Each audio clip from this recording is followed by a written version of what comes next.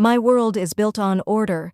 It begins each morning before the sun touches the tops of the city's glass towers. It begins with the cool, heavy weight of the gin pliers in my hand.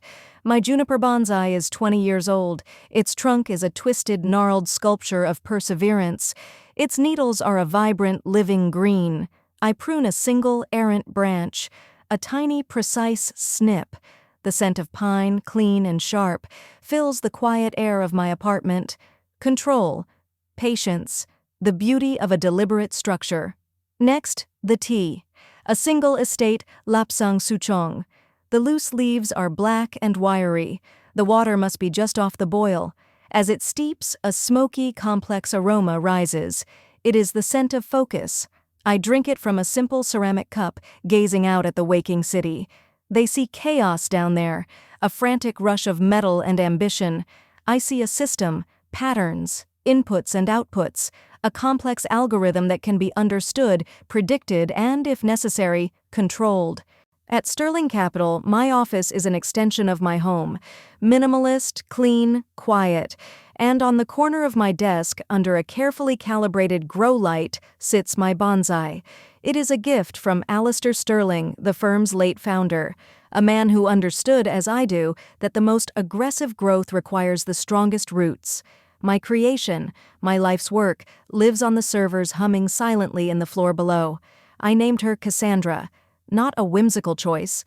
Cassandra was destined to tell the truth even when no one wanted to listen. She is a risk management AI, but that description is criminally insufficient. She is the firm's conscience, its memory, its shield. I fed her 40 years of financial case law, every SEC filing since the commission's inception, every market fluctuation, every disastrous trade that ever bankrupted a lesser firm. She doesn't just analyze risk, she predicts consequences. A young analyst, Ben, stands nervously in my doorway. Dr. Finch, I have the preliminary strategy for the Nordic Hydrotech acquisition. Show me, Ben. He places a tablet on my desk, a web of complex derivatives and high-frequency trades. It's aggressive, clever even. He watches my face for a reaction. I give him none. I simply turn to my monitor and upload the proposal to Cassandra. Her interface is elegant, a cascade of data that resolves into a single color-coded output. The simulation runs, 1 million variations in 3.2 seconds. The result appears, a yellow flag, caution. Beneath it, the fallout estimate populates, $15,400,000. Ben frowns. But all the trades are compliant. I point to a specific data packet on the screen, a subclause in a Finnish regulatory statute concerning foreign ownership of green energy assets. Here, I say, my voice calm, the trades are compliant individually. But executed in this sequence, they create a synthetic entity that triggers a foreign capital gains tax under Helsinki's 2019 Environmental Charter. The fine is automatic, non-negotiable. He stares at the screen, his mouth slightly open. I would have never found that. Cassandra did, I reply. I sip my tea. It's not about being fast, Ben. It's about being right. He nods, humbled and grateful, and leaves to restructure the proposal. This is my world. Precision, logic, order. A world where competence is the only currency that matters. That world ended the day Kalin Sterling arrived. He was Alistair's grandson. He strode into the office as if he owned the place, which unfortunately he now did. He wore a suit that was clearly expensive but fit him poorly across the shoulders, a sign of off-the-rack impatience masquerading as custom tailoring. His teeth were too white. His handshake was a contest of strength he was determined to win. He gathered us all in the main conference room for an introductory speech. "Team," he began, beaming a smile that didn't reach his eyes. "It is an honor to be here, to take the reins of this legacy institution and pivot it into a new paradigm." Paradigm. The first buzzword of the apocalypse. We are going to actionize our deliverables, synergize our verticals, and achieve a truly disruptive monetization of our core assets. I mentally translated the word salad. We are going to do things, work together, and make money. Groundbreaking. I glanced at the senior traders. Their faces were stone. They had built this firm with Alistair. They knew a hollow vessel when they saw one. My first one-on-one meeting with him was an exercise in personal restraint. "Elena," he said, settling into his grandfather's Eames chair. It looked too big for him. I did not correct him. The mispronunciation wasn't a mistake. It was a move, a small, deliberate shove to establish dominance. I placed Cassandra's latest quarterly risk assessment on his desk, a clean, concise report showing $312 million in saved fines over the last quarter alone. He glanced at the cover page and pushed it aside. "Right. Grandpa's little abacus. Look, I appreciate the historical work you've done, but we're moving at the speed of thought now. We need to be predators, not librarians." I kept my expression neutral. "The market has rules, Kalin. Cassandra ensures we profit by mastering them, not breaking them." His eyes flickered to my bonsai tree on the credenza. A small, cruel smile played on his lips. "Are we trying to make money here or tend to a Japanese garden?" The first cut. It was personal. It was designed to diminish me, to reduce my philosophy of careful, controlled growth to a silly little hobby. I felt a cold, quiet anger begin to coalesce in my chest. It was a feeling I had not experienced in a very long time. I filed it away. Data point number 1. The unveiling of his magnum opus came a month later. He called it Apex. He presented it to the executive team with the flair of a magician revealing a cheap trick. It was a hyper-aggressive, high-frequency trading algorithm, all speed, no conscience. It was designed to exploit microsecond market fluctuations, legal gray areas be damned. "This," he announced, gesturing to a flashy graphic of a shark, "is the future. This is agile. This is alpha." That night, I ran Apex through Cassandra. I had to build a custom simulation. His algorithm was so reckless, so contemptuous of the rules, that it broke my standard models. I watched the results come in. The screen didn't just turn yellow, it didn't just turn red, it turned a deep, bloody crimson I had never seen it display before. Warning flags flooded the screen: breach of SEC fair market provisions, violation of international trading pacts, potential market manipulation charges, and then the fallout estimate populated. $975 million, minimum. I prepared my report. I was calm. I was precise. I was doing my job. What I didn't understand was that my job, my competence, was the very thing he intended to destroy. The all-hands meeting was mandatory. Kaelen stood on a small stage, backlit like a rock star. He talked about disrupting the compliance space and shifting the goalposts of profit. Then he invited me to the stage to present the risk assessment of Apex. I walked up, my tablet in hand. I was professional. I was clear. I showed them Cassandra's analysis, the crimson screen, the nearly billion-dollar fallout estimate.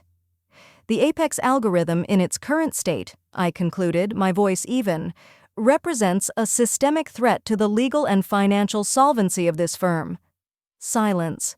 The entire company was watching, waiting for Kalen's response. He laughed. A loud, performative bark. "A systemic threat," he mocked. "Thank you, Elena, for that. Fascinating history lesson." He turned to the audience. "She talks about solvency. I'm talking about dominance. We're a predator now, not a fossil." He clicked a button. My data vanished from the screen behind me. It was replaced by a new organizational chart. My department was there, and beneath it, a new box. My name was in it. Title: Head of Legacy Systems Archival. A murmur went through the room. It was a public execution, a demotion so profound it was an erasure. But he wasn't finished. The cruelty had to be personal. He walked from the stage to my desk at the front of the room. The entire company watched as he picked up my bonsai tree, my 20-year-old juniper. "This beautiful thing deserves some sunlight," he said into his microphone, his voice dripping with false magnanimity. He carried it to the reception desk in the main lobby and placed it there, a public trophy of his victory over the old ways. My symbol of control, of patience, of structure, was now a prop for my own humiliation. I stood there for a moment. I did not rage. I did not cry. Something inside me went perfectly still and cold. The accumulating insults, the professional disrespect, the personal jabs, they all coalesced into a single, diamond-hard point of clarity. He had declared war. He just had no idea what kind of army I commanded. I said nothing. I simply walked back to my desk, packed a small box with my personal effects, and walked toward the elevators, past my bonsai sitting in its new, exposed place of honor. Dignity is a weapon they never expect you to keep when you've been stripped of everything else. My new office was in the sub-basement. It smelled of old paper and dust. A single fluorescent light flickered overhead. My terminal was an ancient model, slow and loud. He had sent me to a tomb. He thought I would sit here and rot. He was wrong. I sat down in the creaking chair. There were no tears, only ice. I logged into my personal encrypted cloud storage. There were years of files there, but I only needed one. Contract original EF as .pdf.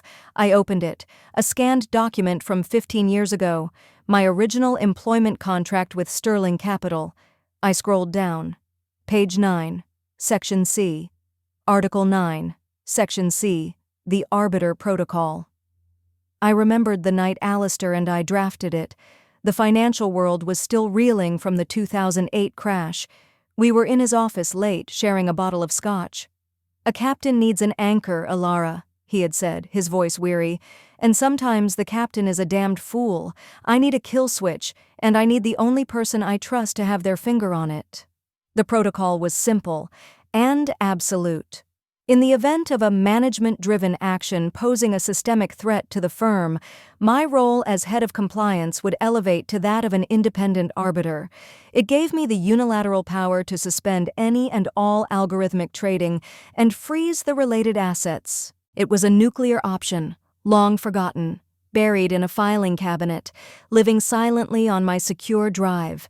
I had built this system with one hidden feature he could never understand, a legal backdoor with my name on the key. The coldness in my chest sharpened into exhilaration. This wasn't going to be a fight. It was going to be a demolition. My preparation began. It was a quiet, deeply satisfying montage of precise, deliberate actions. First, a single terse email to my personal lawyer, a man who specialized in complex corporate litigation. The subject line was, "Protocol." The body was even shorter. "Prepare Arbiter Protocol injunction. Await my signal." His reply came in minutes. "Standing by." Second, I turned to the dusty terminal. It was slow, but it had a connection to the network. A connection Kalin hadn't bothered to sever. An oversight born of arrogance. He thought this office was a prison. It was my command center. I accessed Cassandra. Not through the slick front-end interface, but through the back-end command line. Her core programming recognized me instantly. I set her to a new task. Not just to warn, but to observe and document. Every trade Apex made, every regulation it skirted, every dollar of its dirty, unsustainable profit. Cassandra became my spy. She compiled a dossier of Kaelin's incompetence, time-stamped and irrefutable. I watched his world collapse in real time, before it even happened. Third, I watched. The financial news channels were giddy. Kaelen Sterling, the new boy genius of Wall Street. Apex algorithm shatters profit records. They put his smirking face on magazine covers.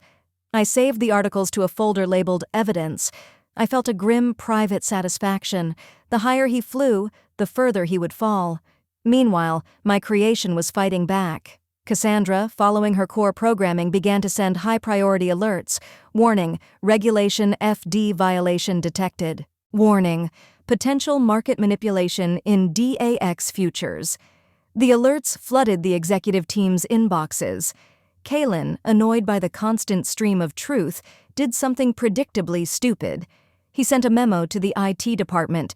"Please create a filter to block all automated notifications from the legacy compliance system. It's cluttering our inboxes." He had ordered the watchtower to blind itself. He had silenced the only voice that could save him. The trap was set. The evidence was compiled. The fool was at the peak of his hubris. All I had to do was wait for the inevitable. It happened on a Tuesday, exactly 4 days after Apex went live. Just as Cassandra had predicted, the first alert wasn't from Cassandra, it was from Bloomberg News, flashing on my terminal screen. SEC halts trading on key sterling capital algorithm, citing irregularities. It was the first crack in the dam. I leaned back in my chair, the flickering fluorescent light seeming to hum with anticipation. Then came the deluge, a cascade of alerts. Sterling capital assets frozen pending investigation. The stock ticker for the firm, which had soared for 3 days, turned into a red waterfall, down 60% in minutes. Panicked emails began to fly across the company network, a digital storm of fear and confusion. I read them all. Upstairs, I could imagine the chaos, the shouting, the ringing phones, the smell of fear. Down here, in my forgotten tomb, there was only silence, and the quiet, steady glow of my monitor, displaying the beautiful, brutal truth. The emergency board meeting was convened an hour later. I was not invited, but I knew I would be attending. I smoothed the lapels of my impeccably tailored suit, the one I had saved for this very occasion. I walked out of the sub-basement, up the stairs and down the hallway to the main boardroom. Through the glass walls, I could see the scene. Kalin was drenched in sweat, his face pale. He was shouting, pacing. "A coordinated attack! Sabotage! Our firewalls were breached by a rival firm." The board members, old lions who had worked with his grandfather, looked grim and terrified. I opened the door and walked in. The room fell silent. Every eye turned to me. Kaelen stopped mid-rant, his mouth hanging open. The look on his face when he realized his fatal error was something I would cherish for the rest of my life. It was a cocktail of pure, undiluted panic and stunned disbelief. He saw a ghost. He saw the librarian he had tried to bury. He had no idea he was looking at the executioner. "What are you doing here?" he stammered. I ignored him. I walked to the head of the table and placed a single leather-bound file on the polished mahogany. My voice was not loud, but it cut through the panicked silence like a surgeon's scalpel. "The Arbiter Protocol," I announced. "Article 9, Section C of my original employment contract is now in effect." I clicked a remote. The main screen at the end of the room, which had been showing a plummeting stock chart, changed. On one side, I displayed Cassandra's predictions from a week prior, the list of violations, the sequence of the collapse, the $975 million fallout estimate. On the other side, I displayed the live news feed from the SEC and the real-time market data. They were a perfect mirror. "This was not sabotage," I said, my gaze sweeping across the stunned faces of the board. "This was not a surprise. This was a precisely predicted outcome, calculated by the very system our CEO chose to ignore and then silence." I let that sink in. "As per the protocol established by Alistair Sterling," I continued, "I now have the authority to act to protect this firm from a systemic threat. My lawyer filed an injunction with the courts 10 minutes ago. All algorithmic trading is suspended. All assets related to the Apex program are frozen. By me." I turned my head slightly and finally looked directly at Kalin. "You are locked out," I said. His power, his inherited throne, his entire world had just evaporated. He was nothing, a boy in an ill-fitting suit who had been given a powerful machine and had promptly driven it off a cliff. The chairman of the board, a man named Marcus Vance, looked from the screen to me, his face pale. He saw their only hope. He saw competence. He saw the anchor Alistair had put in place years ago. "The board recognizes the protocol," Marcus said, his voice heavy. "A vote is required. All in favor of installing Dr. Finch as interim CEO to manage this crisis?" Every hand went up, instantly. It wasn't a debate, it was a surrender. I was no longer the fossil in the basement. I was their savior, and his destroyer. My first act as CEO was to issue a press release. It was a masterpiece of corporate jujitsu. It didn't just announce my appointment. It detailed with technical precision how the firm's foundational award-winning risk management system, Cassandra, had detected the threat early, and how its internal fail-safes, designed by the founder, were used to stabilize the company. Kaelen wasn't mentioned by name. He was simply the anomaly the system had corrected. My brilliance was now the official corporate narrative. His existence was a footnote. Next, I summoned him. Not to the boardroom, to his old office, my new office. He came in, stripped of his bluster. He looked small, defeated. He tried to speak, to apologize, to bargain. I held up a hand to silence him. "You are not fired, Kalin," I said, my voice devoid of emotion. He looked up, a flicker of pathetic hope in his eyes. "Firing you would be a gift.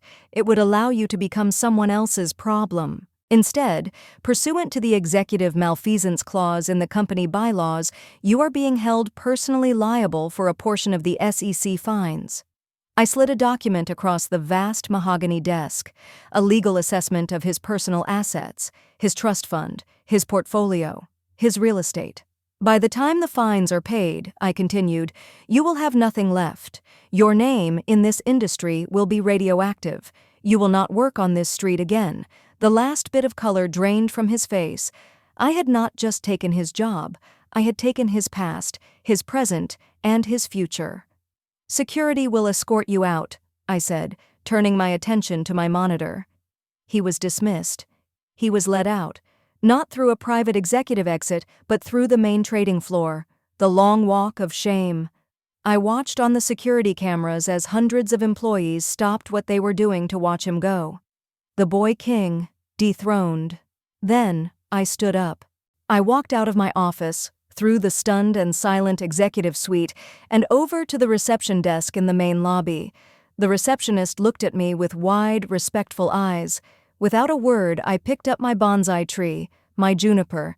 It was slightly dry, neglected for a day, but its roots were strong. I carried it back to my office. I placed it on the corner of my new desk in the warm morning light that streamed through the floor-to-ceiling windows. I had reclaimed my symbol of control. I sat down in the CEO's chair. It fit perfectly. The view of the city was panoramic, a kingdom of steel and glass, all running on systems, on patterns, on rules. My world. I logged into the system. As CEO, I had total access. A small, unobtrusive message box appeared on the screen. It was from Cassandra. "Welcome back, Ilara." I took a slow sip of my lapsang souchong, the smoky, familiar taste of victory. A small, private, deeply satisfied smile touched my lips. I brought up a new screen, a blank slate for a new strategy, one built on precision, on intellect, on strength. I began to type. I had work to do,